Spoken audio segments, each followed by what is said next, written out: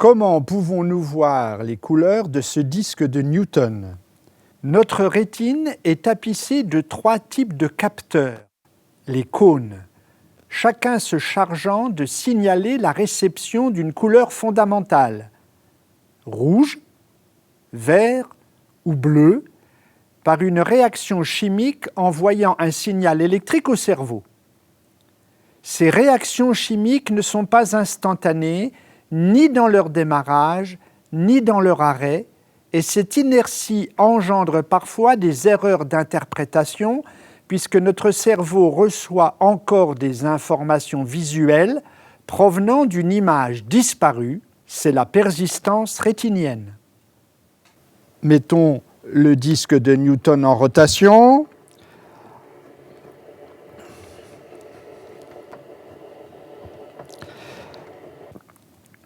C'est en 1668 que le jeune Isaac Newton, alors âgé de 23 ans, considère plutôt la lumière blanche comme un assemblage de composantes colorées qu'un prisme ou une goutte d'eau disperse. Pour étayer son hypothèse, il fait tourner un disque colorié des 7 couleurs de l'arc-en-ciel, rouge, orange, jaune, vert, bleu, indigo et violet, et montre que leur superposition, par persistance rétinienne, redonne du blanc. Remplaçons ce disque de Newton par le disque de Benham.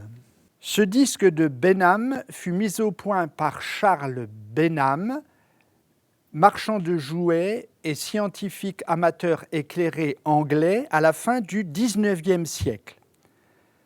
Ce disque, lors de sa rotation, fait apparaître des couleurs subjectives. Observons.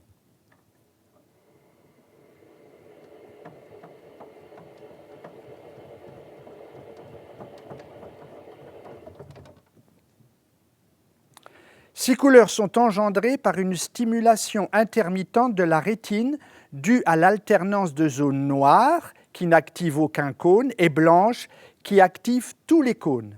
Les temps de réaction sont différents.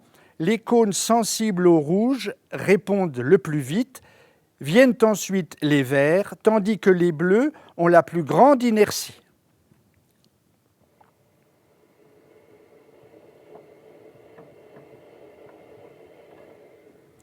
Suivant la fréquence des zones blanches lors de la rotation, les réactions chimiques aboutissent plus ou moins et notre cerveau ne reçoit que des informations moyennes avec prédominance d'un type de cône sur un autre.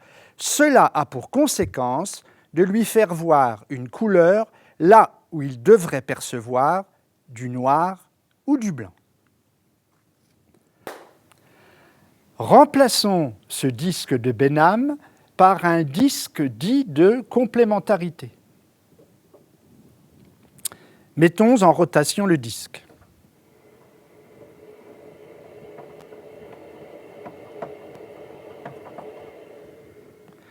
Dans la rotation du disque coloré bleu, l'alternance des zones bleues et blanches engendre par persistance rétinienne un bleu pâle sur le pourtour et dans la partie centrale.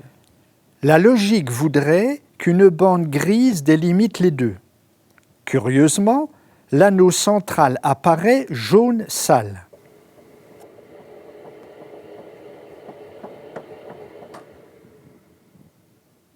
Le gris, mélange de blanc et noir, est censé faire réagir les 3 types de cônes de la même façon. Mais l'environnement bleu atténue l'influence des capteurs de bleu, privilégiant les 2 autres et faisant apparaître la couleur complémentaire, le jaune.